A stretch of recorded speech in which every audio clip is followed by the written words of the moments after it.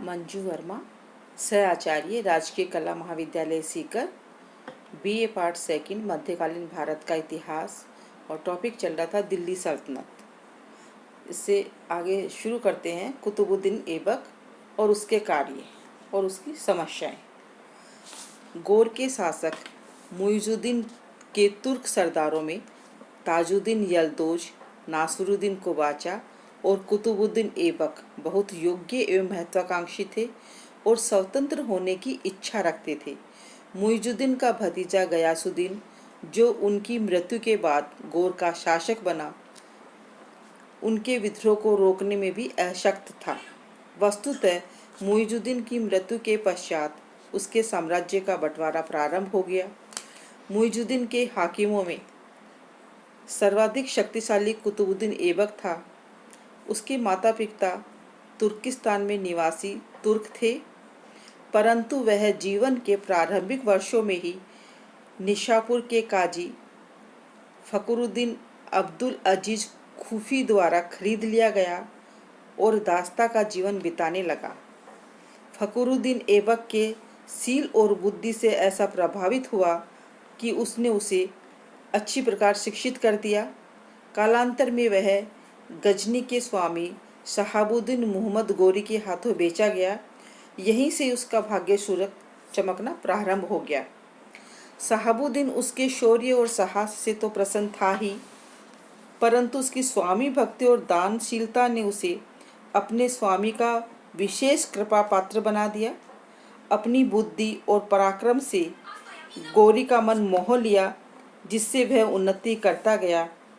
वह अपने स्वामी के प्रति इतना भक्तिपरायण निकला कि उसके स्वामी ने उसे सेना में एक भाग का अधिकारी नियुक्त कर दिया, उसे अस्तबलों का स्वामी बना दिया।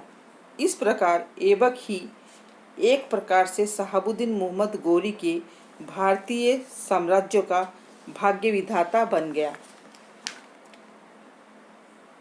सभी भारत स्थित तुर्क कर्मचारी ऐबक को अपना प्रधान समझने के अभ्यस्त हो गए थे। इसलिए ऐबक के लिए भारत का स्वतंत्र शासक बन सकना सुगम था। कुतुबुद्दीन चाहता था कि गौर वंशीय शासक से बिना बिगाड़ किए भारत में एक स्वतंत्र तुर्की सल्तनत स्थापित की जाए। इस इच्छा के दो प्रधान कारण थे। एक तो वह यह देख रहा था कि मुइजुद्दीन के उत्तराधिकारियों की अयोग्यता तथा ख्वारिज्म के शाह की शत्रुता एवं शक्ति के कारण गौर साम्राज्य का अंत निकट था। यदि वह भारतीय तुर्की साम्राज्य को गौर राज्य से संयुक्त किए रहता, तो ख्वारिज्म का शाह अवश्य ही भारत पर भी विजय करने और उसको अधीनस्थ बनाने का प्रयत्न करेगा। वह इससे तुर्की सल्तनत की उन्नति और शक्ति के लिए घातक समझता था। दूसरे, उसकी अपनी महत्वाकांक्षा भारत का स्वतंत्र शासक बनने की थी। उसने सोचा कि यदि गौर वंशीय शासक उसे स्वतः भारत का स्वतंत्र सुल्तान मान ले, तो उसके लिए अन्य विरोधियों अथवा प्रतिद्वंदियों का दबाना सुगम होगा। इसीलिए उसने गयासुद्दीन मोहम्मद के पास एक दूत के द्वारा भेंट भेजी और यह प्रस्ताव किया कि यदि उसे भारत का सुल्तान नियुक्त कर दिया जाए, तो वह ख्वारिज्म के शाह के विरुद्ध उसकी सहायता करेगा। गयासुद्दीन ने समझा कि ख्वारिज्म की शत्रुता के कारण उसके लिए कुतुबुद्दीन को बलपूर्वक अधीन बनाए रखना प्राय असंभव होगा। उसे अपनी व्यक्तिगत शक्ति का भी अनुमान था। इस कारण उसने कुतुबुद्दीन का संतुष्ट रखकर ख्वारिज्म के शाह की बाढ़ को रोकना अपने वंश के भविष्य के लिए अधिक आवश्यक समझा। उसने ऐबक को एक सिंहासन, छत्र, पताका तथा नकारा भेंट किया, जो कि स्वतंत्रता के परिचायक थे, और उसने उसे सुल्तान की पदवी से भी विभूषित कर दिया। ऐबक इस भांति भारतीय तुर्की सल्तनत का सुल्तान स्वीकार कर लिया गया और उसे वे सब वस्तुएं भेजी गई जो एक स्वतंत्र शासक को ही रखने का अधिकार रहता है। इधर ऐबक ने भारत में अपनी स्थिति सुदृढ़ कर ली थी। लाहौर के तुर्क सरदारों ने उसे अभिषेक के लिए आमंत्रित किया। दिल्ली में उसका अधिकार स्वीकृत था। ऐबक लाहौर गया और जून 1206 ईस्वी में उसका नियमानुसार अभिषेक हो गया। नेक्स्ट है ऐबक की कठिनाई और उसकी नीति। ऐबक के सामने अनेक जटिल समस्याएं उपस्थित थी, जिनको बिना सुलझाए उसकी उपस्थिति डामाडोल हो रही थी। उसे सुल्तान स्वीकार किया गया था।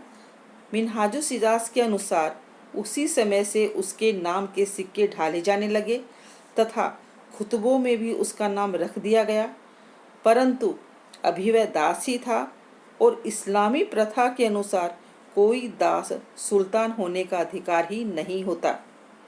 शायद इस कमजोरी का अनुभव करके ही यद्यपि ऐबक ने सुल्तान के अधिकारों का उपयोग करना प्रारंभ कर दिया, तो उसने अपने शिलालेखों में अपने मलिक अथवा सिपहलासार ही कहा। ऐबक की पहली आवश्यकता थी दास्ता मुक्ति पत्र की प्राप्ति। 1208 ईस्वी में गयासुद्दीन ने उसे यह पत्र मिल गया और तब वह नियमित रूप से भारतीय तुर्की सल्तनत का सुल्तान कहलाने का अधिकारी हुआ। समस्याएं। पहली समस्या थी अमीरों की समस्याएं। अमीर ऐबक को सुल्तान स्वीकार करने के लिए तैयार नहीं थे। यल्दौज, कुबाचा तथा खिलजी सरदार अधीनता स्वीकार करना अपना अपमान समझती थी। सेकंड है सीमा प्रांतों की सुरक्षा। उत्तर पश्चिमी सीमा की सुरक्षा की समस्या विकट थी, क्योंकि ख्वारिज्म के शाह ने मध्य एशिया में एक विशाल साम्राज्य की स्थापना कर ली थी, जिसकी दक्षिणी पूर्वी सीमा भारतीय प्रदेशों से मिलती थी। साथ ही झेलम और सिंध मध्यवर्ती प्रदेश के खोखर भी बाहरी खतरा पैदा किए हुए थे। ऐबक के लिए आवश्यक था कि वह सीमा प्रांतों की सुरक्षा का समुचित प्रबंध करे। ख्वारिज्म के शाह ने मध्य एशिया में जिस विशाल साम्राज्य की स्थापना की थी, उसे देखते हुए ऐसा करना और भी आवश्यक था। तीसरी, महमूद गौरी और भी कई ऐसे दास और सेवक थे जो सम्मानित पदों पर आसीन थे तथा महत्वाकांक्षी थे। इनमें मुल्तान और उच्च का हाकिम नासरुद्दीन कुबेचा और बंगाल का शासक अली मर्दान खिलजी मुख्य थे। अली मर्दान इख्तियारुद्दीन का वध करके बंगाल का शासक बन गया था।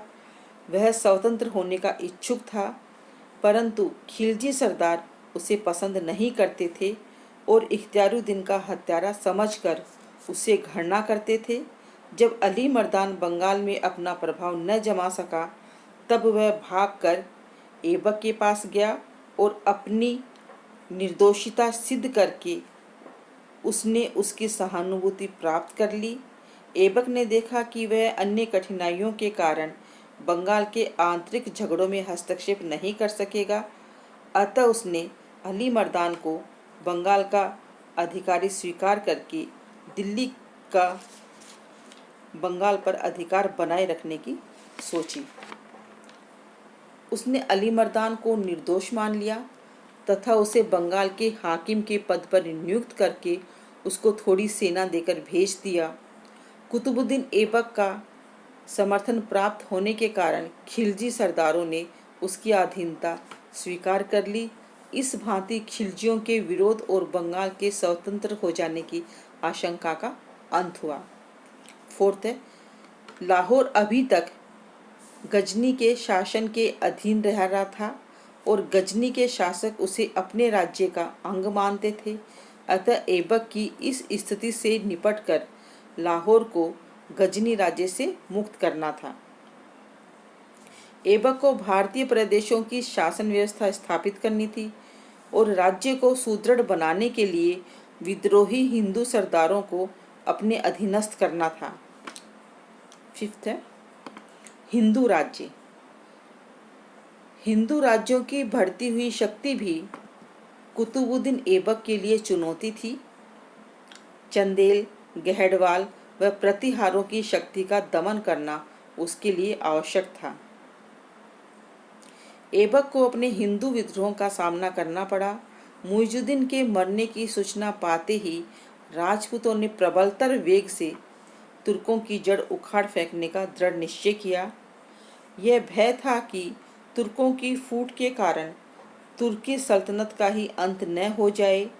ऐबक ने पूर्वी तथा पश्चिमी सीमाओं की सुरक्षा की व्यवस्था करके अंतवेद के राजाओं पर दबाव डाला, परंतु यल्दोज के भय के कारण वह सारी शक्ति के साथ राजपूतों से युद्ध नहीं कर सका।